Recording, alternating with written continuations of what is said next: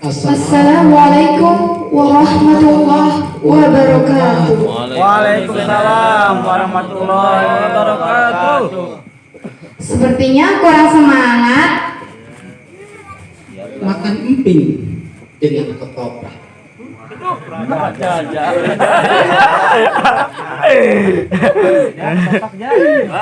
Masuk kuping, dah gak kompak. Mak Dayat kesengat kalah. Masuk Pak Eko. Berkeringat lalu digendong. Mau dapat pahala, bersemangat dong. Assalamualaikum warahmatullahi wabarakatuh. Waalaikumsalam warahmatullahi wabarakatuh.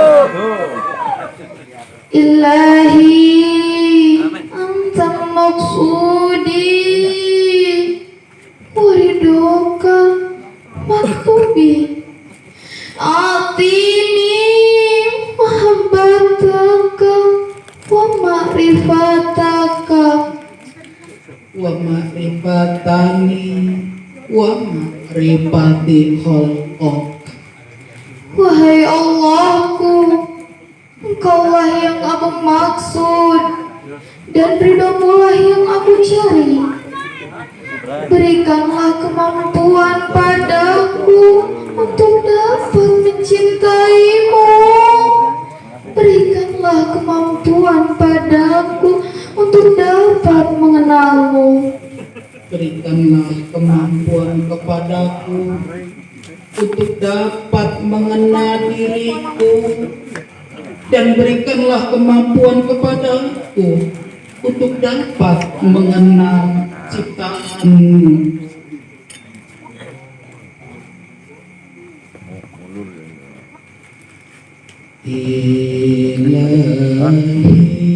Ilahi anta maksudi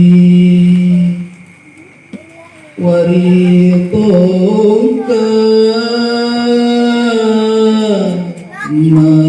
matlubi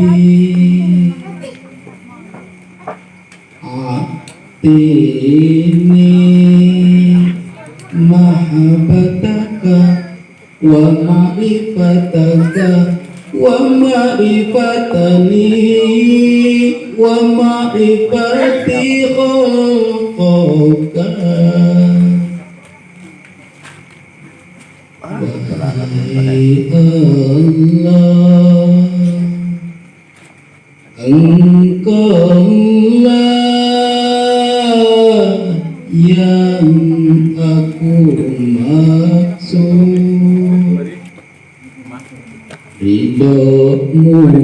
Ridhomu-lah yang aku cari.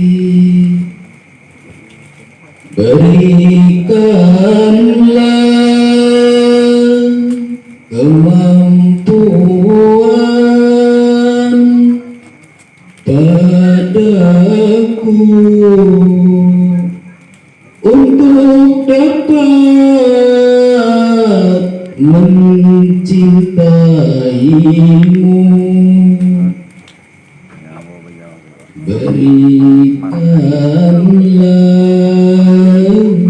kemampuan padaku untuk dapat mengenalmu. Berikanlah kemampuan padaku untuk dapat mengenal diriku,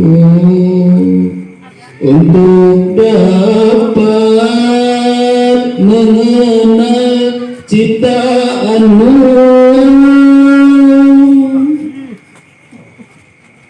Alhamdulillahirabbil alamin.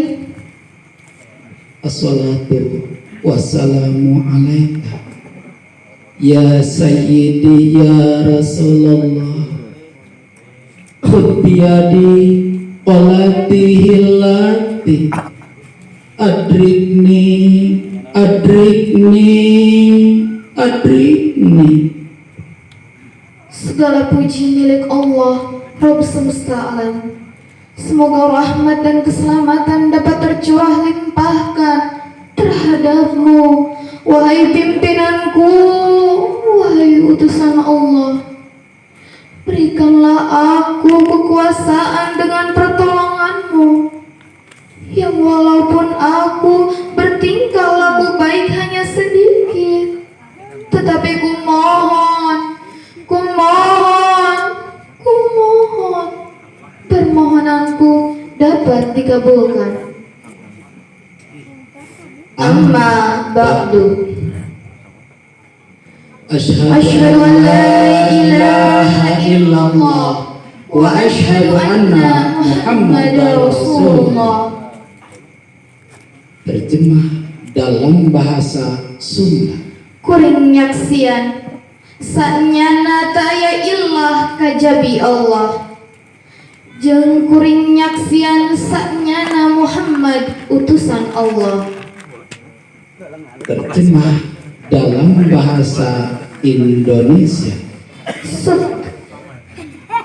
Aku bersaksi bahwa tiada ilah kecuali Allah, dan aku bersaksi bahwa Muhammad utusan Allah.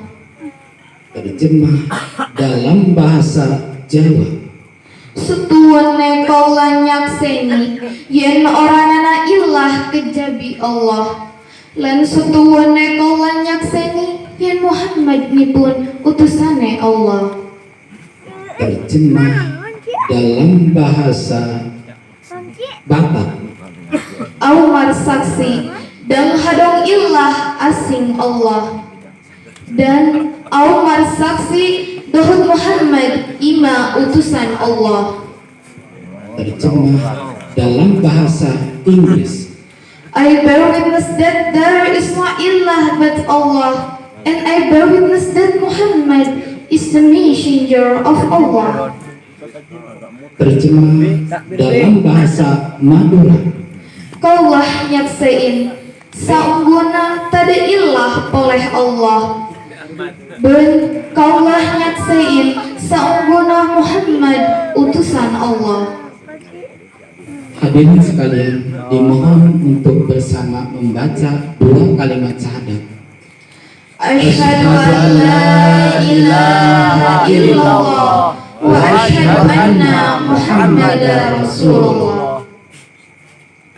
Terjemah dalam bahasa Sunda.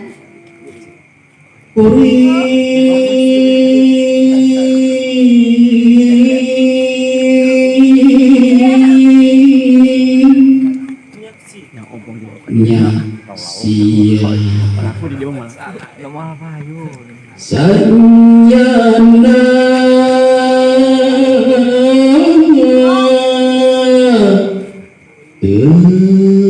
aya ilah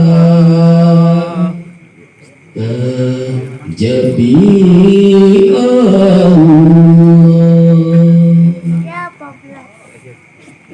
sarang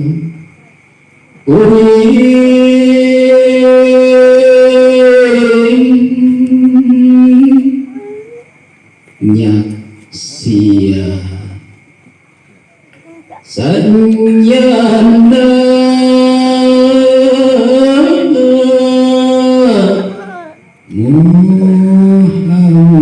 Muhammad utusan Allah.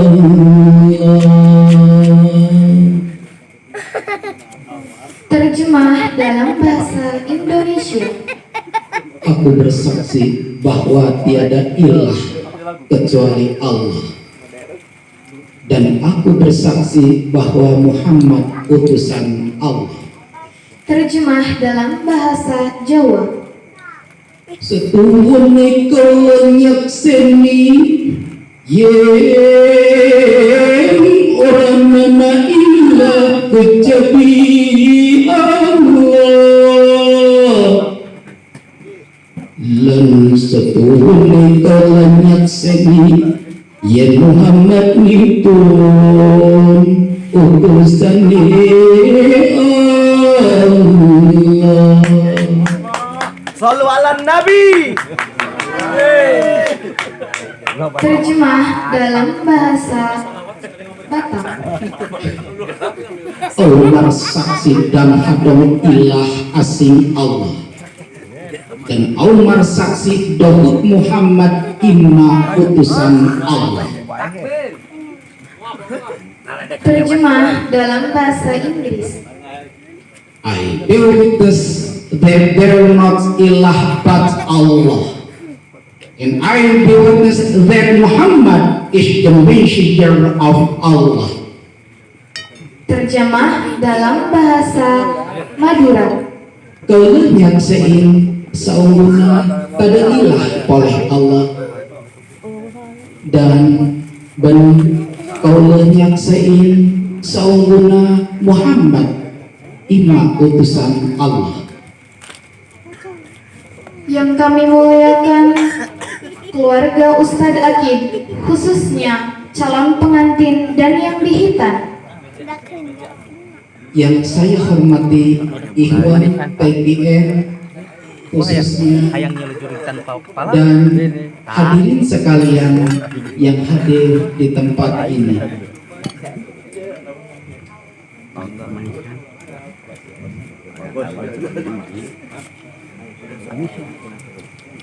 Terima kasih kepada pengatur acara yang telah meluangkan waktu untuk kami. Aman.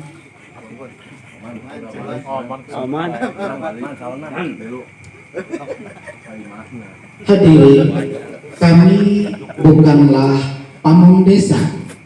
Pamong desa, pamongpokan gede dosa.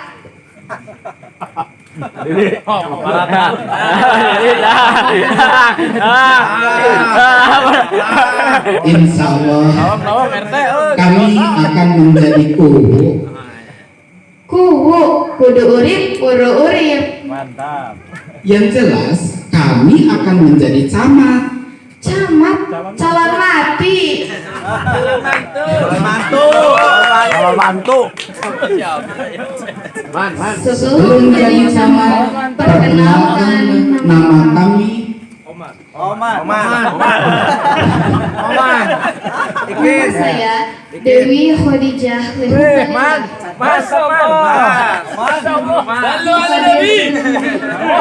Dari Yang Mulia Abah Aos MA Sirnarasa, dan ini abiku. Abi, makasih. Aku bisa mesantren, bisa ngaji, bisa bersekolah, dan bisa punya mursyid. Alhamdulillah. Sallu ala Nabi. dan nama saya Gusti Ahmad Yasin Masya Allah. dari Cilimus. Dan ini anak saya, dengan beliau alhamdulillah beliau mendorong saya agar saya punya banyak sahabat batin dan saya bisa punya banyak hiburan yang rutinitas. Abi, apa yang disebut dengan sahabat batin dan hiburan rutinitas? Yang saya maksud sahabat batin adalah zikir. Itulah sebagai sahabat batin. Dan yang dimaksud hiburan rutinitas buatku adalah sholat.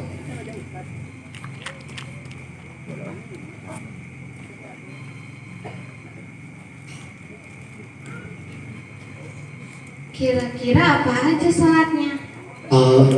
Yang menjadikan hiburan saya diantaranya, alhamdulillah saya rutinitas ya bisa hiburan dengan cara sholat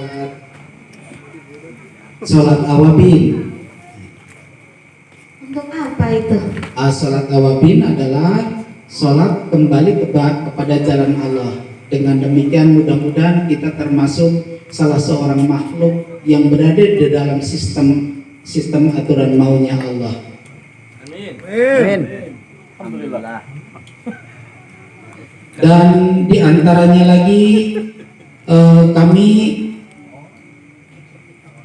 berupaya untuk melaksanakan rutinitas mengajukan permohonan ampun kepada Allah. Namanya apa? Nah, itu namanya sholat taubat. Ya. Kemudian kami pun alhamdulillah untuk membiasakan sholat menjaga iman kita. Namanya? Itu sholat hifdzil iman. Kemudian kita juga sudah membiasakan untuk melaksanakan sholat permohonan pilihan terbaik dari Allah. Namanya sih? Itu sholat istikharah ya. Bukan hanya untuk nikah saja ya. Yang nyandung deh. Iya. Pulang harus 3 orang, jangan berdua. Sama Oman satu. Dan alhamdulillah kami berupaya untuk melakukan hiburan dengan cara mensyukuri atas segala nikmat dari Allah. Itu namanya sholat apa? Itu namanya sholat syukur nikmat. Nah, kemudian kami pun berupaya untuk selalu melakukan hiburan dengan cara menjauhkan dari mara bahaya termasuk COVID. Namanya sholat Nah, apa? itu namanya sholat lidofil bala yang biasa kita lakukan. Jadi sholat menolak balai. Dan banyak lagi macam-macam sholat sunnah. Itulah yang menjadi kebanggaan dan menjadi hiburan saya. Insya Allah pada setiap hari saya lakukan itu. Hadirin, Abiku akan menyampaikan kesan dan pesan kepada Sohibul Bait tentang sholat, penjelasan dan hikmahnya. Kepadanya dipersilahkan. Sebelum saya menyampaikan tentang hikmah sholat, kiranya sering kita katakan atau sering kita mendengar sesungguhnya sholat itu berat kecuali bagi orang-orang yang khusyuk. Barangkali demikian hadirin, itu sering kita dengar ya. Sesungguhnya sholat itu berat kecuali bagi orang-orang yang khusyuk. Nah, sekarang pertanyaannya bagaimana? Apa yang dimaksud sholat khusyuk? Sholat khusyuk menurut Gusti Ahmad Yasin adalah sholat yang apabila melewati 6 tahap. Sholat khusyuk adalah sholat yang apabila mampu melewati 6 tahap. Tahap yang pertama, qalbu memerintahkan kepada lisan untuk membacakan tiap lafziah bacaan sholat. Umpamanya perintah qalbu itu ucapkanlah wahai lisan dengan ucapan Allahu Akbar. Kemudian tahap yang kedua, lisan mengucapkannya lafaz Allahu Akbar. Itu umpamanya.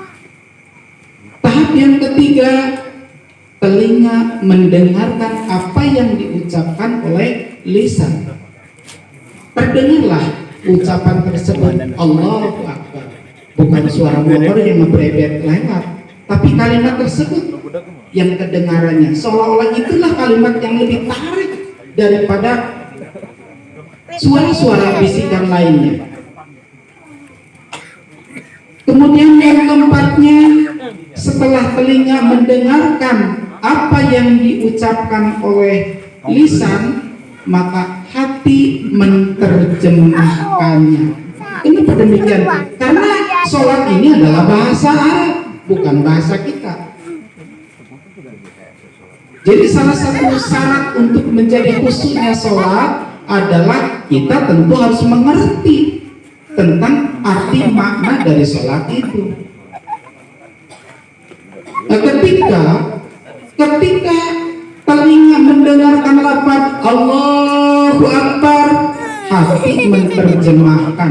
Umpamanya Allah adalah inna rabbakumullahu alladzi khalaqas samawati wal ardi fi sittatin ayyam.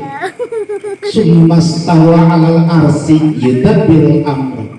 Barangkali kalau bahasa kitanya, Allah adalah Rabb, Allah adalah yang telah menciptakan kita, yang telah menguasai kita, yang mendidik kita, yang mengatur kita, yang menghendaki adanya kita. Alladzi khalaqas samawati wal ard. Dialah Allah yang telah menciptakan langit dan bumi fi sittatin ayyam, di dalam 6 masa. Summastawa 'alal arsy yudabbirul amr. Dan dialah Allah yang menguasai alam aras serta alam lainnya.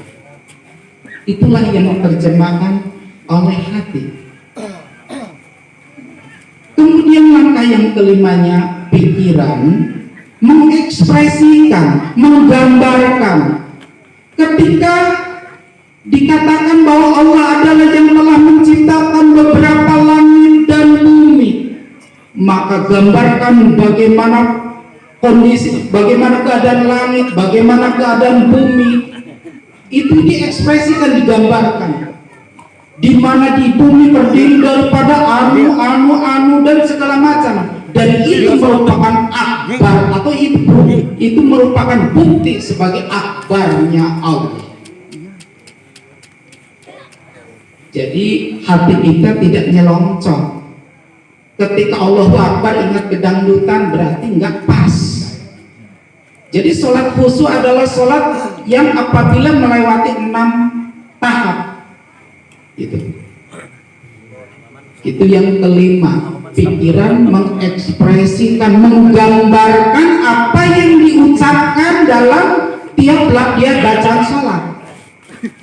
Dan yang keenamnya, anggota badan menyertai apa yang dilaksanakan sebagaimana tuntunan Rasulullah. Saat ruku ya ruku, saat sujud ya sujud, saat iktidal ya iktidal. Itulah 6 tahap. Maka apabila 6 tahap ini bisa dilakukan, insya Allah apa yang Rasulullah katakan, inna sholata tanha 'anil fahsya'i wal munkar. Setuhune sholat niku saknyana sholat eta teh tiasa nyegah karena perbuatan anu rusak, sinaran ngalanggar aturan Allah. Jadi kalau ada orang yang perilakunya masih rusak, berarti belum melaksanakan sholat yang benar. Kalau ada orang melaksanakan, melanggar aturan sistem maunya Allah, berarti sholatnya dipandang belum benar. Nah, itulah tentang sholat yang khusyuk.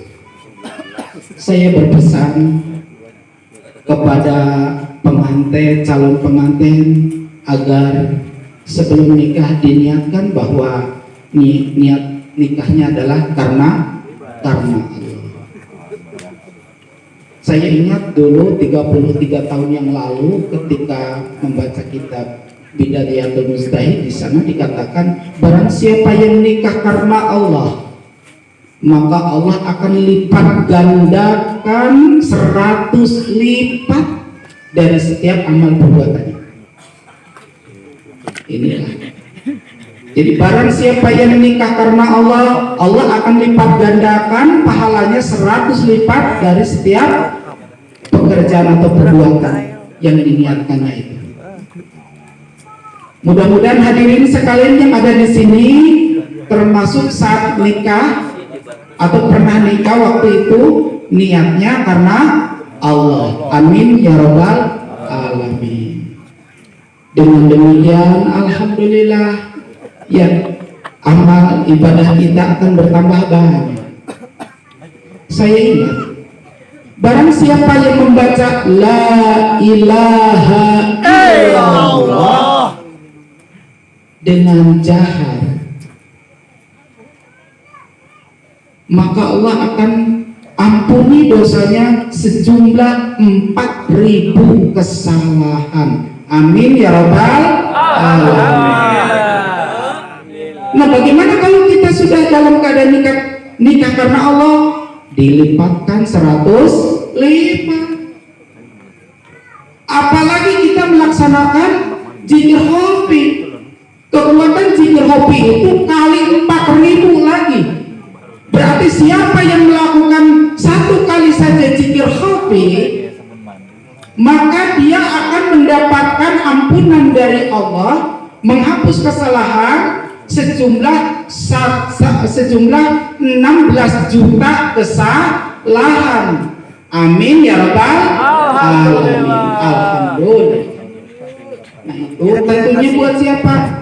Insya Allah itu buat ikhwan yang memiliki mursyid dan dia tahu ilmunya. Jadi berbeda hadirin, orang yang berilmu dengan orang yang awam beda enggak? Beda.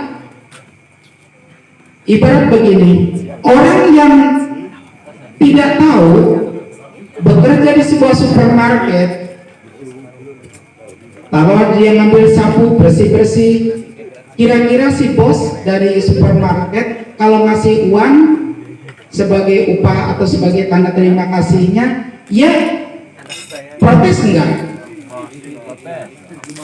Saya kira tidak protes.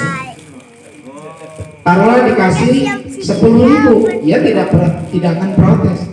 Tapi bagi orang yang sudah tahu bahwa siapapun yang nyapu di supermarket tersebut akan dikasih 1 juta dan dinyatakan demikian, maka ketika dikasih uang 10.000 pasti dia protes. Itulah bedanya orang yang awam, yang tidak mengerti, yang bodoh, dengan orang yang alim, yang tahu.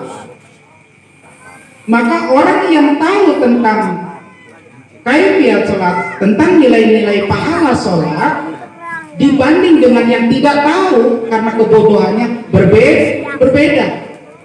Nah, inilah perbedaan antara orang alim dengan orang yang awam. Coba kita bayangkan, atau kita mari ngitung-ngitung tentang nikmat Allah. Sholat sendirian nilai pahalanya, atau sholat munfarid nilai pahalanya hanya satu. Sedangkan sholat berjamaah dilipat gandakan atau derajatnya 27. Beda enggak? Beda sekalian. Jadi sholat orang yang sedang munfarid, orang yang sendirian dibanding dengan orang berjamaah tentu beda. Kenapa? Inilah perbedaannya. Nah, bagaimana kalau misalkan kita sudah sholat sendirian, sudah sholat berjamaah, dan kita dalam keadaan ikatan pernikahan karena Allah. Allah akan lipat gandakan lagi 100 lipat. Ayo kita hitung. 27 kali 100 berarti berapa? 2.700 lipat. Alhamdulillah. Nah sekarang di bulan Ramadan setiap amal ibadahnya Allah lipat gandakan lagi 70 lipat. Ayo kita hitung. Tadi 2.700 lipat dikali 70 lipat. Pak, berarti sudah 180.000 lipat. Alhamdulillah. Nah sekarang bagaimana kalau dengan Lailatul Qadar? Lebih khairun min alfi syahr, lebih baik daripada 1000 bulan, atau kalau dihitung 83 tahun, 4 bulan. Coba, subhanallah, betapa luar biasanya. Jadi sholat berjamaah ketika saatnya Lailatul Qadar, maka dia bagaikan sholat selama 1000 tahun. Ya, seperti 1000 tahun. Lebih 120 hari. Itu luar biasa, alhamdulillah. Maka dari itu semoga adik kita yang akan nikah besok benar-benar nikahnya karena Allah, agar tidak sia-sia ke depannya. Amin. Hadirin sekalian, kita sering melaksanakan sholat lidak bala. Mudah-mudahan dengan demikian balai tentang virus tidak akan nyampe ke saudara-saudara kita. Kalau boleh cerita, pada saat pada bulan 3, pada bulan Maret tahun 2000, saya mendapatkan petunjuk.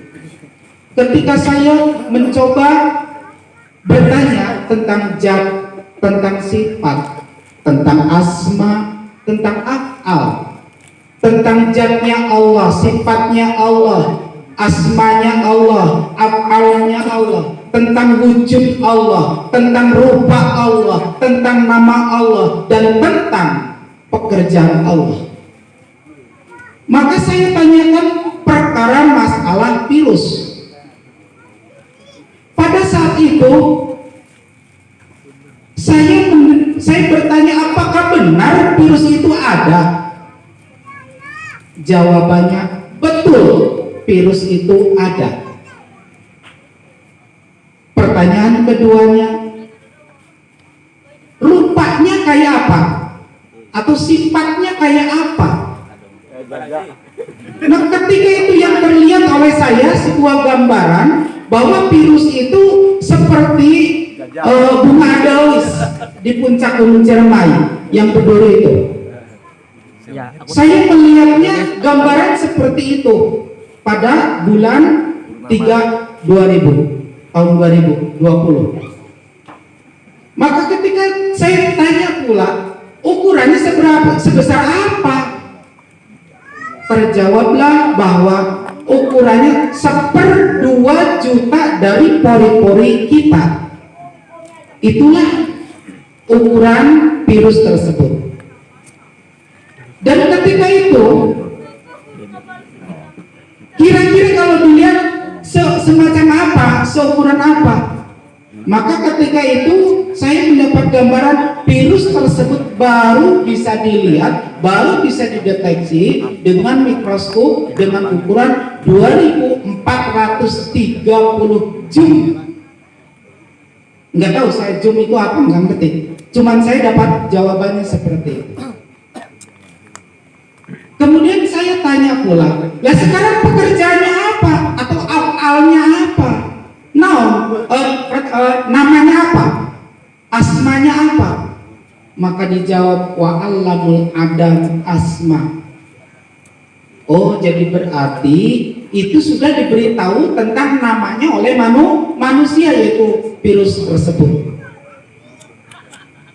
Itu pertanyaan yang ketiga.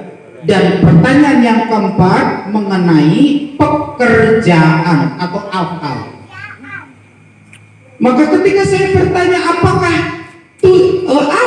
pekerjaan virus itu, jawabannya bahwa virus tersebut memiliki 3 tujuan, memiliki alamat atau 3 alamat.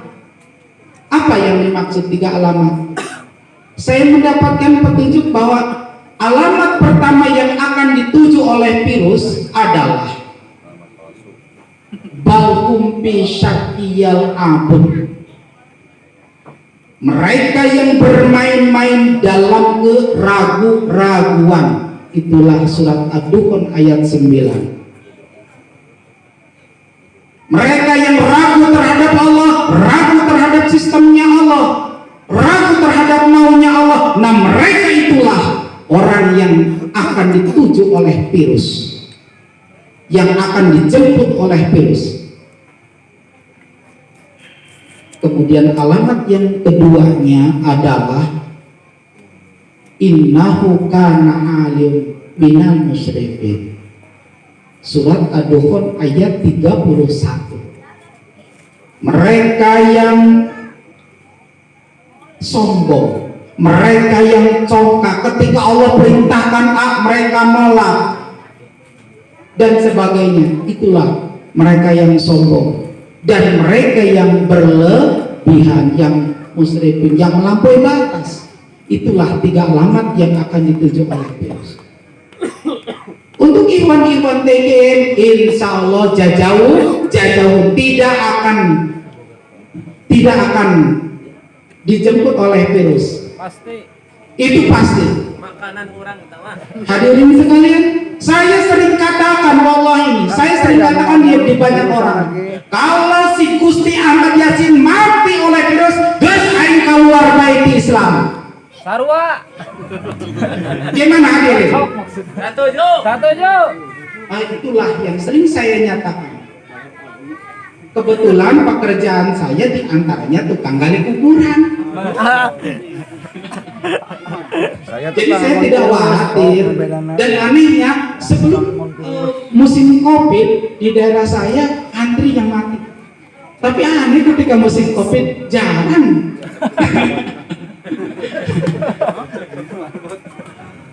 Itu yang saya sering katakan, dan saya nggak bohong. Saya katakan kalau si Ahmad Yasin, si Gusti Ahmad Yasin masih mati oleh virus, Gus, saya mau keluar aja dari Islam. Mantap, cocok.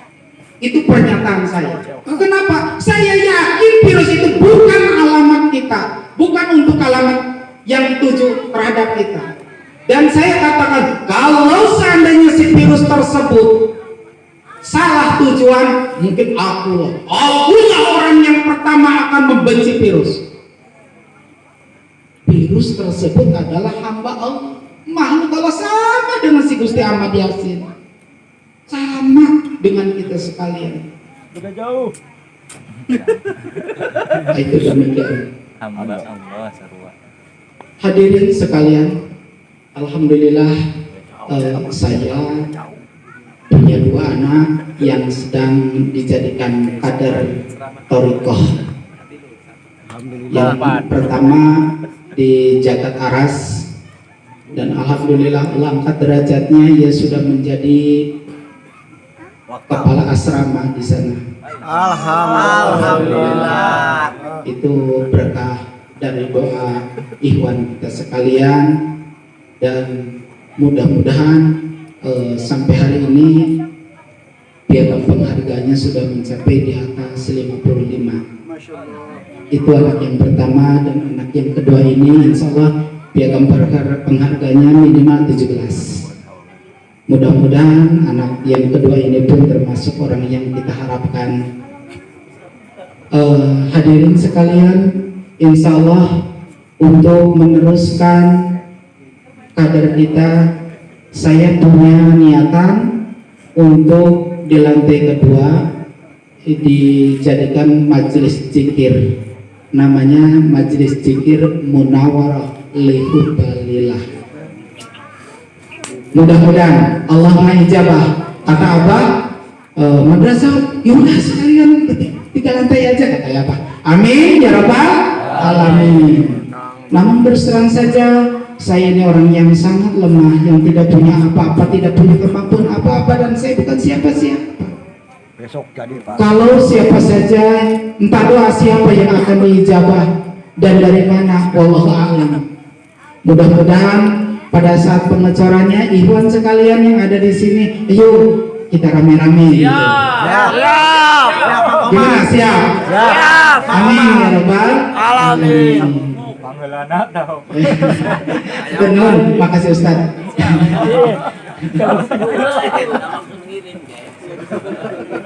Ya. Kiranya apa yang saya sampaikan sebenarnya kepengen tambah lagi ya, cuman permasalahan. Kita akhiri apa yang kita sampaikan, semoga menjadikan kebaikan segalanya buat kita sekalian. Wabillahi taufik wal hidayah. Wassalamualaikum warahmatullahi wabarakatuh.